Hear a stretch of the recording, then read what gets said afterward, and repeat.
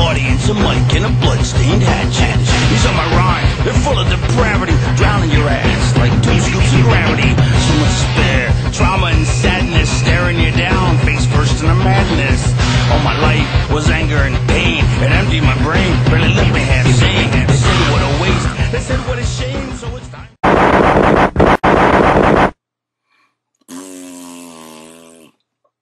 Hello, good day, and welcome to the video blog.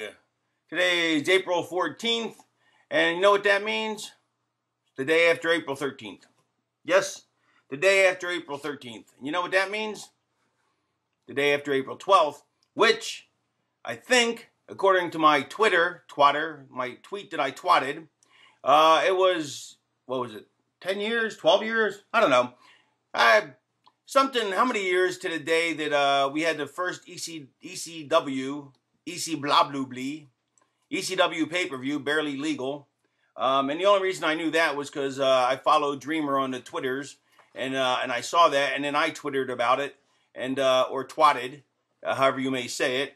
And and my wife is interrupting me with an important bulletin, which I will get to in a minute. Anyway, ECW, also known as EC Blah Blue Blee, of course, that's the Disco Inferno's way of saying it, because he figures it started out ECW, then it became EC Dub, and then then it became from EC Dub was EC Blah Blue Blee, EC Blah Blue Blee. That's at least the Disco Inferno's version of ECW.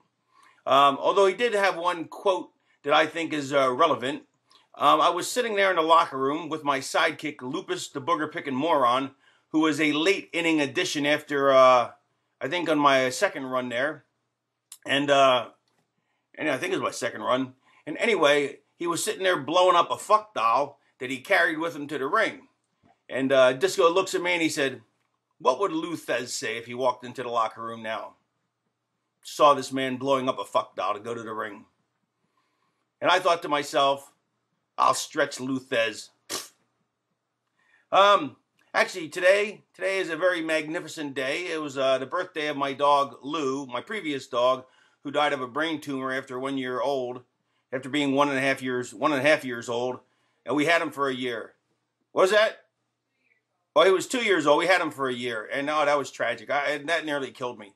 That was the saddest thing ever. It is a phenomenal dog. But at least, I mean, the good news is, there's always a silver lining. We got Gabriel, who is awesome. So, it all works out in the end, but it's very sad. It's a sad way to have to get Gabriel, but Gabriel's great. Although his elbows are still brutal, and we're going to have to find a surgeon for him to operate, which will be sucky. Speaking of Operation, you ever play that game, Operation? That is fucking impossible. That is the hardest game to ever play. Operation. You try and take the little things and try and get in there and go and pull shit out. Impossible. Impossible. Either that or mine was broken. The one I had was broken because it never worked for me. I always hit the sides. Maybe if you were good at it, that's probably because you had a good one. Mine was broken, so mine was warped. That damn thing was warped, I tell you. What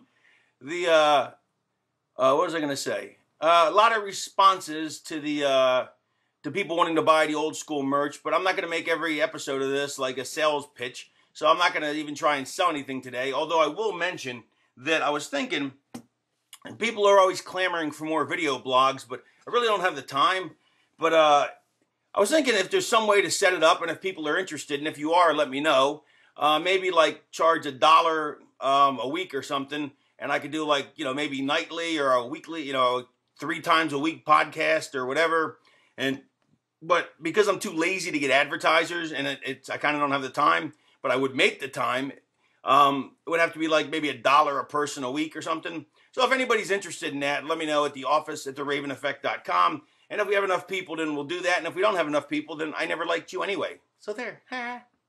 I know you are, but what am I? I was watching the Pee-wee Herman special on HBO from his Broadway show, and that's why I'm doing that. And my wife hates it, and partly because I don't do a very good Pee-wee Herman impression. Because, I know you are. That was Pee-wee getting eaten by a dragon. The Speaking of Broadway plays on HBO, has anybody seen the Colin Quinn HBO play of his thing from Broadway? Unbelievable, absolutely fucking hysterical. Best thing Colin Quinn's ever done since he had Tough Crowd with Colin Quinn. You dum-dums, you bunch of dummies. That's what he would call everybody. He'd call him a dum-dum or dummy. And it was hysterical. But anyway, yeah, you got to see that. That's really, really good. And I'm very excited because this week Community, or next week Community's back. I think is it back today? I don't think so. I think it's next week. And then this week Fringe is back. And then also the Cauliflower Alley Club's next week, so that's going to be cool. I'll see all my friends with cauliflowers. I was going to make a bad joke about farmers, but I flumpered and I couldn't even spit out the words, so I won't make the joke about farmers. Now, on to today's subject. I even wrote some stuff down here. I believe, I actually wrote this down. I was going to make an article about it because I'm starting to write for this Australian online paper, magazine. And I was going to make this an article for him, but then I wrote something else instead. So I will read it here. And then I only wrote a little bit, like maybe a paragraph or two, and then I'll freeform it after that, and I'll just flow. I'll let the words flow. How I killed the business and or made it more of a sport. I'm sorry. I see that my handwriting is so bad that I have to scratch things out, and then I put lines down to point to other sections, and then I can't even read my own writing. But now, actually, you know what I solved that, though, is not on this piece of paper because my pen didn't work, but I had to use another bullshit pen. But now they have the pens with erasers on them. I don't know if you've ever seen them. Like, people go, oh, they always had erasers for pens. No, they didn't. They had they had pens, and they had that stupid eraser that was like that shape. In fact, I got one. Hold on. Where's the fucking thing?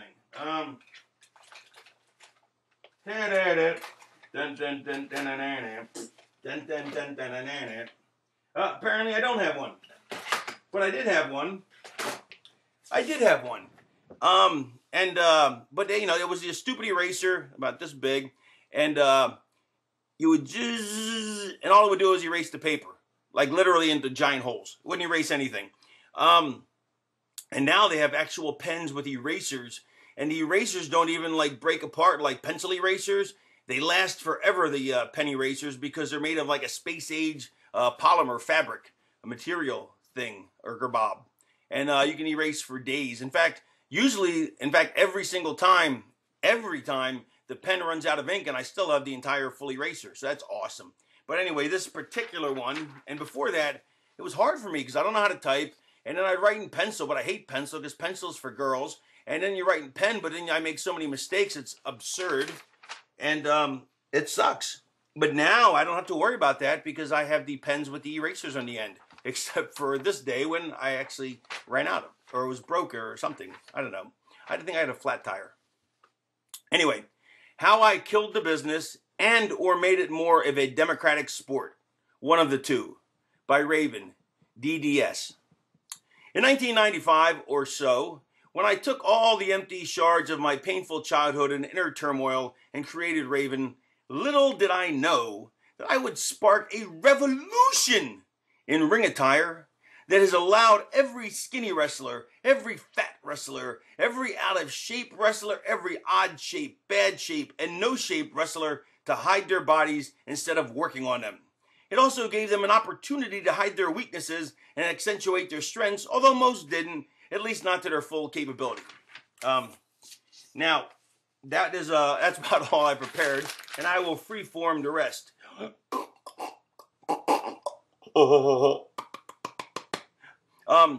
So basically, back in the day, I was like, all right, I gotta have a new look. I want to have something different than everybody else. I don't want to have a bunch of trunks. Plus, thick-waisted, got love handles. Could never get rid of them until I got older, and then I still couldn't get rid of them. I had them when I was a kid. I was a skinny kid with love handles, which sucked, and no abs. And I had no chest, and I had big arms, and so I'm like, okay, I got to hide my waist. I got to accentuate my arms and shoulders because they were jacked. And then I had to hide my flat ass. Or at least they claim it was a flat ass. I thought it was a jacked, muscular ass. My wife thinks it's a baby's ass because it's a tiny little thing, but I got a sexy ass because most women think so. And It's not that it's flat so much. It's just small. Anyway, but I wanted to cover that up. Although I had to cover up my giant, massive monster thighs, unfortunately, with my jean shorts. But I put together an outfit that nobody else had, and besides the fact, nobody had ever really worn a t-shirt to wrestle in before, at least not a standard issue. The only people I can think of that wore like street clothes standard issue and were around for a long time, more or less. I'm sure there were some biker characters, but somebody who lasted 20 years as a character or 15 years, whatever. The Moondogs wore jean shorts, ripped up jean shorts, which really fit their character, but they still wore no shirts and anything else, all the extra accoutrements. And don't forget, Spot was pick of the litter. Yes, Spot, he was pick of the litter. That's what Gorilla Monsoon would always say. Gorilla Monsoon, my old commentating partner in the WWF. In fact, on a sidebar, I seen his great t-shirt. It says WWF, and it has a picture of a panda with a chair about to hit another panda. If I have to explain that joke, you're not really a wrestling fan.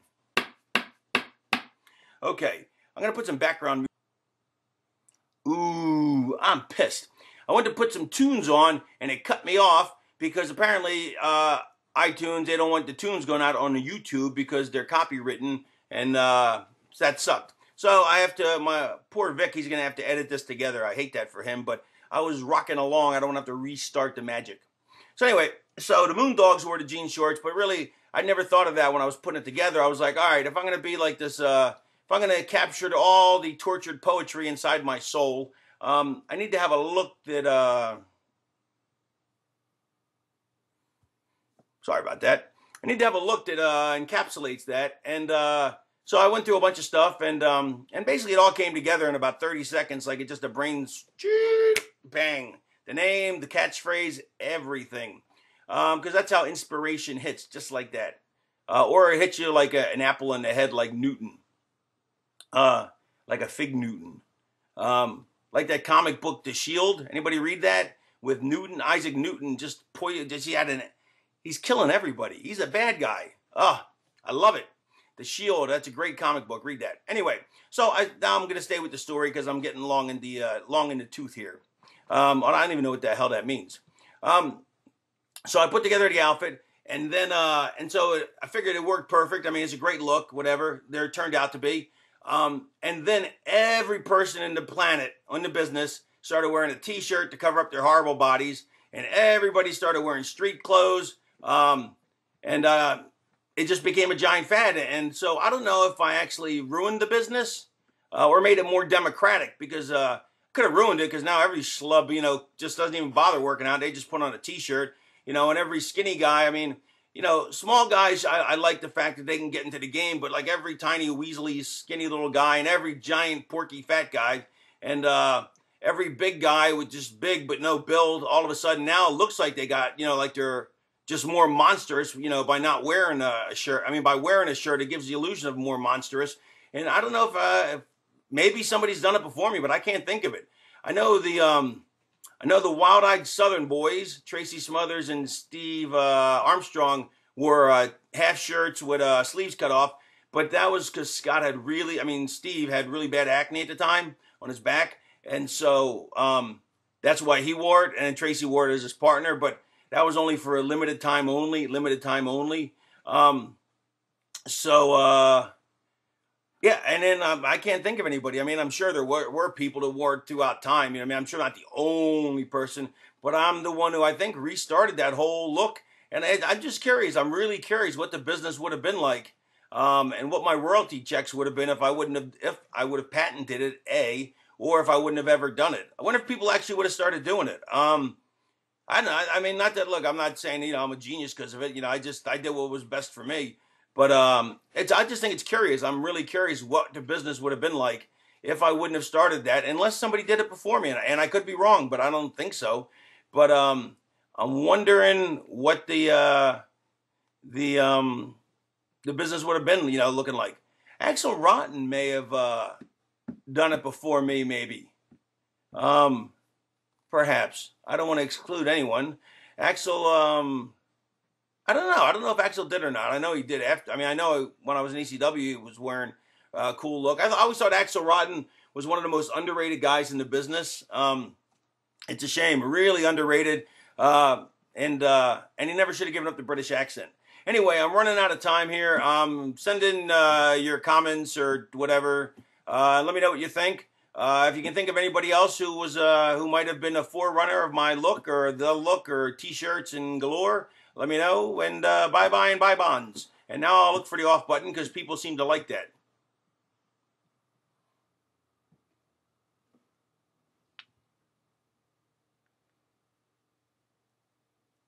I would do it longer, but I got to pack, so I got to go. Bye-bye.